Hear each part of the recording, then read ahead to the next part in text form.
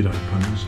I recently watched a recent video of mine about changing over the Foglight shrouds. I would have mentioned in that and also in the comments that I was upgrading the headlight bulbs from H4 halogen to these Stedi HID bulbs, and I've got some replacement foglights here as well, so I'll have a quick look and see what's inside, eh? Okay, what's inside the headlight bulb pack? It's got some instructions there, pretty good. Some zippy ties and some 3M tape. The lights, the Copperhead lights, with the driver module, and that plugs into the existing loom. These leads at the back are copper. They're for heat dissipation, and the instructions say you should balloon them out, probably like this, just to help dissipate the heat. Where I stick that driver module, that's probably going to be something I'll have a look at once we get to the headlights, I suppose. No instructions for the foglight instructions. Got a glossy brochure with some of their products and stuff, and just the foglights and the beam adjusting screws. So the clips that are on the, well, I assume clips. Let's have a look. I know it's a threaded end on these ones, so that's good. And a spring, wiring loom.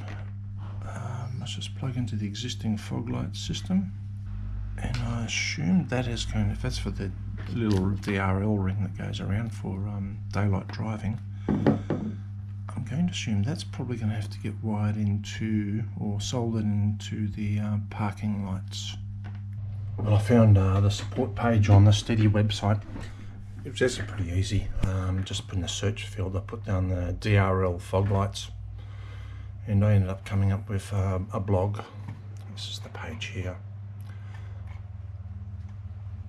ARB Deluxe LED Foglight upgrade. That yellow wire, use it or not, they suggest that it's usually wired to something that activates once the accessory circuit is on. In other words, the keys turn to accessories. They also say some people may use a switch to turn it on and off. First thing I'm going to do when to replace these foglights is I'm going to remove these screws both sides, because I've got replacement ones with the new Stedi foglights. Once I've done that, I mean this one's not even connected anyhow. Once I've done that, I'll pop the foglight out of the shroud, and I'll show you how I do that from behind. The foglights have two little clips on that side and on that side. They just marry into the moulding of the shroud. You just push the shroud out, it pops out, see? It should just come out the other side. Easy. And I'm just going to follow this loom up to where it's connected. I'll have to undo the spiral wrap and stuff. You can see I've pulled the foglight out and done the spiral wrap. It's wires of many joins. We've got the little fittings there, but it looks like they've been soldered as well there. So what I'm going to do is I'm going to cut those out, and I'm going to stick some new fittings on up the top there. So we're just getting rid of that join. Positive and negative new crimps on them now. I'm just going to put some tape around the individual wires, then tape it up together, and tape it up with this DRL wire. All taped up now. I'm just going to reinsert the foglight. Goes that way up, so the adjusting tabs up the top. Comes with one adjusting screw and one spring. Spring goes on the inside there. Tip: don't put your foglights lens down on a hard surface like driveway. It does scratch the lens up a bit. To adjust these foglights, so Stedi say, you need to measure to the centre of the foglight. And here I reckon I got about 750 to the centre. Then I need to be 7.6 metres away from a wall on a flat surface, and the top of the foglight beam against the wall should be 100 mils below the centre of that. So it's 750, so it should be 650. I've just had to think about the DRL light. I'm still going to pick up power from accessory circuit and these power boxes that Toyota supply. I'm going to stick a relay in, and I'm going to run a switch into the cab. It'll run from the relay through the firewall, through the wiring grommet, which is way down in there. It's above that yellow plug you can see. And I'll have a switch in inside the cab, so I can turn the DRL circuit on or off. Steady, say 5 amp for the DRL circuits. Otherwise, I've got them fitted in, and I've just got to adjust the beam. About to tackle the headlight upgrade now too. Started by pulling out the top part of the airbox. Something to keep an eye on. This is a Ryco filter. I've had this happen once before. That seal had popped off. You can see it's all been crushed and it's a little bit out of shape, which means that you get dusting. Not particularly happy with that. So I'll get a genuine Toyota air filter and put that in. Pull the airbox out because there's a bottom bracket down here gone, because I've got the front mount intercooler. I've got 3 10mm screws, one there, one right down there, another one down there. I'll also have to undo this hose clamp, and they'll pull out the airbox completely, and I can get into the back of the light. In the airbox there was actually only two bolts holding it in. That one there and that one there. I'm actually going to give this a hose out before I stick it back in.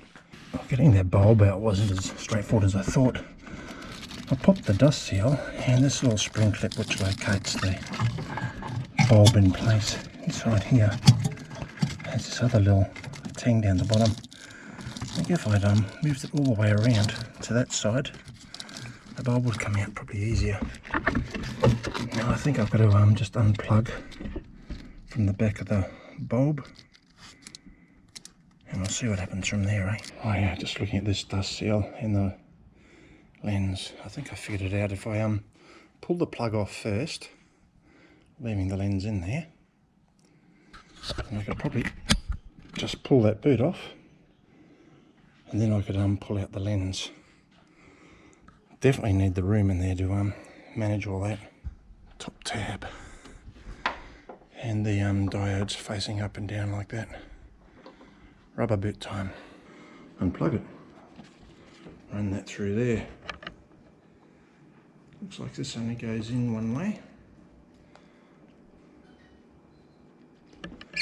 There we go. Now I need to get these copper strands through here pretty soon.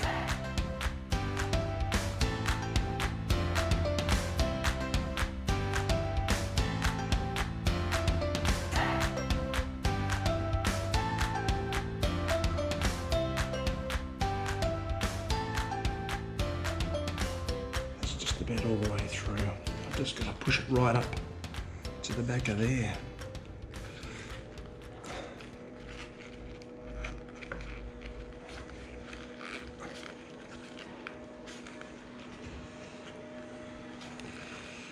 I don't want to go too far because I'm going to have to push that locating clip in so you can see where I've gone to. And that should go on reasonably easy from there. And it goes in that way. So back over to the car and we'll have a look. Boot out of the way.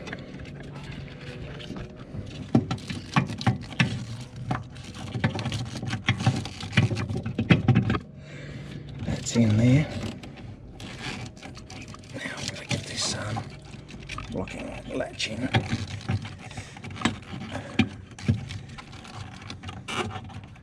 I've got that side in, got the other side in.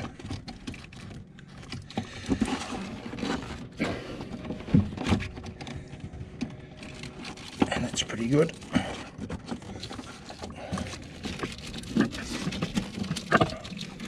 Get that boot all the way around. That's cool. There's the headlight plug there.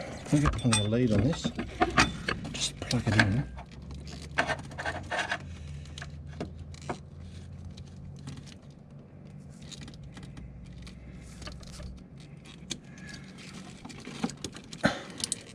I should mention these instructions say that if the headlights flicker and don't work too well, it might need a CAN bus module. This is some vehicles may require it. Maybe I can just stick the driver there. See how we go. Some 3M tape on the back of this driver, and I'll stick it on the back of the headlight. That's about the best I can get it. It comes with two little zippy ties. This one's a little zippy tie I've tied in there. So the driver's on the back, stuck on the back of the headlight. I've opened up those couple heat shrinks as best I can. And I reckon the airbox is probably going to push up against her a little bit. That seems to be working anyhow, which is cool. Floodlights. Just turn them on. Yeah. Yep. See the difference in colour and light? That's the side I haven't done. Passenger side. Driver side. Bottom of the airbox back in. It did squash up those little heat shrinks a little bit. I've tried to spread them out a bit more. Looks like my main battery is going to have to come out. And my water bottle. It's going to the back of the headlight. I've got the battery box in the way as well. So I don't know if that needs to come out. Well, I was hoping the passenger side would be a bit easier than the driver's side, but that's not the case. I looked at a PVS YouTube video about replacing the standard headlights with their flash headlights, and they did show that really easy. What they didn't show is this bottom panel here has a couple of fixing screws either side, and on the bull bar on their thing you could see that the plastic panel under here wasn't existent, so they already had those screws undone both sides, which made it really easy to access a couple of mounting screws in for the headlight. Not so easy on the ARB Deluxe Bullbar. There's a couple of little plastic clips just in there. I can't get them out. To remove the battery box, 3 12mm bolts, one down there, one there, one there, another 12mm there, another 12mm there. There's a 12mm nut on the back side of that. I've undone that as well. I need to release the cables off the bracket. I've undone this mount from here. That clips into the side of this little bracket, so it just goes back in. And there's another 10mm bolt there. Battery out, battery box out, that's it there. I had the disconnect unmount that, and I had to unmount this box and the side mounting bracket as well. Just a pain in the ass. I've now got the bulb out, no longer in there, so I'm about to put in the Copperhead diode bulb with the boot, stick it all back in and start reassembling it. That's the bulb in now. I've just got the driver sitting up there, and I zippy tied some of the wires up to the negative leads for the battery. Now to try and get this battery carrier back in. I've just got the coax cable running across the top of the table for the moment for the radio, UHF radio. I've got the grill out, as you can see. I'm just going to do some work on that separately from this. Anyhow, the bulb's in. I suppose I better check it out, make sure it's all working, eh?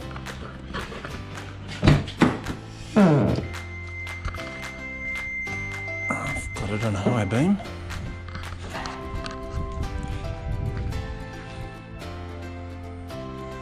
Yeah, it's nice and white. I'll put it on low beam.